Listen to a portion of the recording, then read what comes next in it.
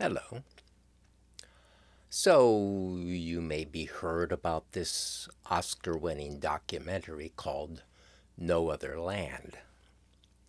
No Other Land is a documentary, as I just said, and it has to do with a situation in the West Bank of Palestine, where Israel and the settlers in the West Bank are trying to make life impossible for the Palestinians who have been living there for whatever, a couple hundred years or more. So I happened to see the documentary. It was shown on Due Dissidence. They have a movie night once every month toward the end of the month for subscribers to their channel. And so they played No Other Land and had a commentary while it was going on. Just sort of briefly what I felt about the movie, this, Oscar-winning movie, as I said. And the thing about the Oscars, it's interesting that it did win the best documentary Oscar, which is, in Hollywood, which is, has a considerable number of Jewish people in Hollywood, and apparently enough of them felt secure enough with the secret ballot to vote for this movie that in a way is really a vote counter to the sort of Zionist notions of what Palestine should be. And a lot of these people are a lot of the people who finance that are high ranking players. There's this guy Arnon Arnon Milchan, who is a big producer, and many credits that you would know. I talked about him in the review of Spy Fail, James Branford's book about the NSA and about the spy agencies and about Israel. So what I saw in this movie, how it felt to me, it felt like a western, and it's like a throwback. The terrain is like the old west. This arid, dry place where some of us Easterners would look at it and go, "Why would I want to live there?" Or "How could I live there?" There's no trees really. There's no not much water. Actually, there's a scene in the movie where we see a a big cement truck. The big with the things that turn in the back, the cement mixer truck. Dumping cement into a well in the West Bank there that the Palestinians were using to get their water, and then cutting pipes from that well, causing the water to spew all over the place. Just more and more things to make life unlivable for these people as more and more of these settlements, people from Brooklyn, wherever, end up going there. So it is Western colonialism. The old style Western colonialism is what I saw. It's like the cowboys and Indians in the Old West.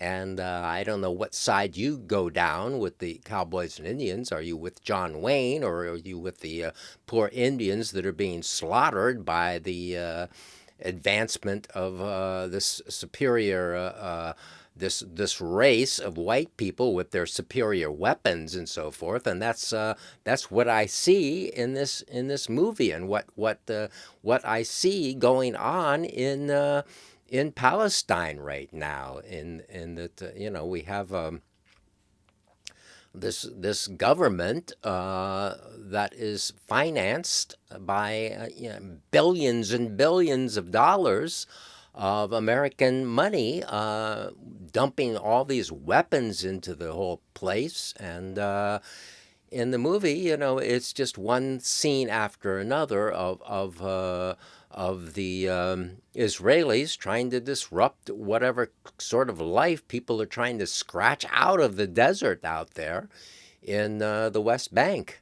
We see a nice shiny modern bulldozer or front lifter, whatever it was, smashing a school that the community built. We see scenes earlier of the community building the school and having to do different shifts on the school. Women working on the school during the day, and men at night, because that helped. It shielded them from the attacks by the Israelis and the settlers.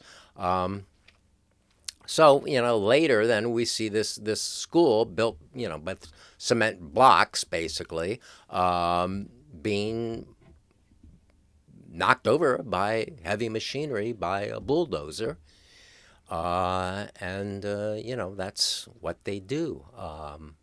Another scene of the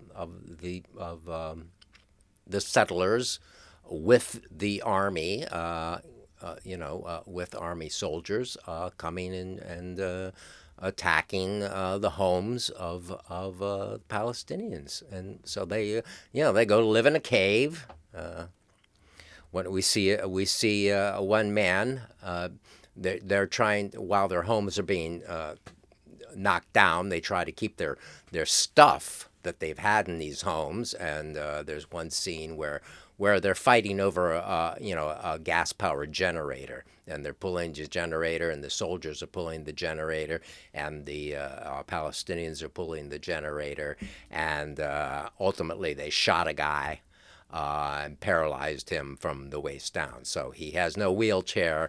They have to move into a cave because they have no house. So they're living in a cave that somehow they get electrical power into.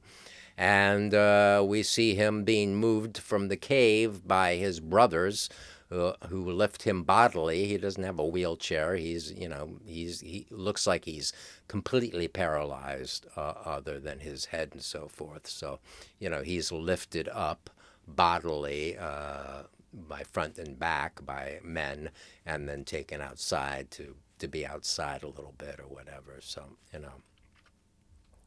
it's a tragic and horrible situation, and it's like I look at this stuff, and we like to think, well, back in 200 years ago, and the cowboys and Indians and all that stuff, well, that was back then. We wouldn't do that anymore. The whole colonial thing is over now, right? And everybody's kind of autonomous in their own area and so forth. And colonialism, well, colonialism is alive and well, and that's what we see in Palestine with, from 1948 on, or from earlier than that. We see these basically European people moving in to take over this land, and expelling the people who live there or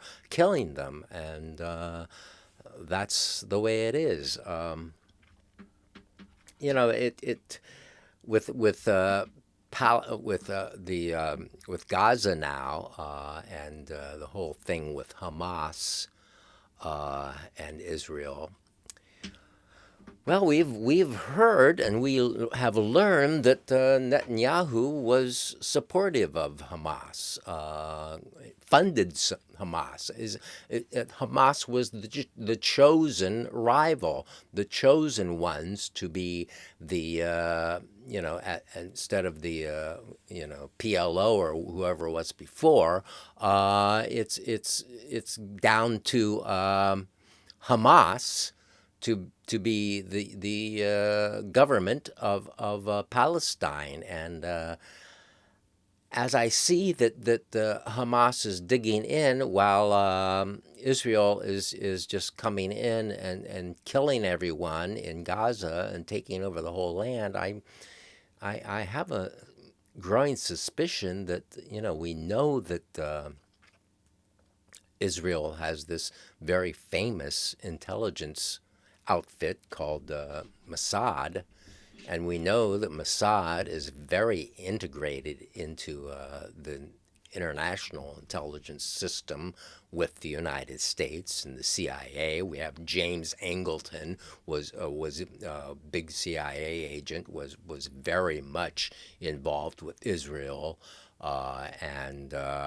so we see that at least I feel that I think Hamas is kind of in on the whole thing, and I think Hamas and the CIA and Mossad might just all be kind of one thing that is out to destroy and depose and take over Palestine. So I think that's about all I'll say about that. And it's the movie is available to see on archive.org. I've been told. Maybe I'll put the link in here, and then you can watch it. But it was, it's an interesting. It's very crude. It's not a fancy documentary with a lot of music and voiceovers and so forth. It's kind of a cinema verite view of what's going on there from the side of the Palestinians. I don't know. I don't know what we see from Israel, CIA Israel, what movies they make. Is it like John Wayne going and getting the troops together to go out and slaughter some Indians who are settling on the land that the white people think is now theirs? Well, it might be just the way it is. So anyway, thanks for watching, and we'll go on from here with some other things soon.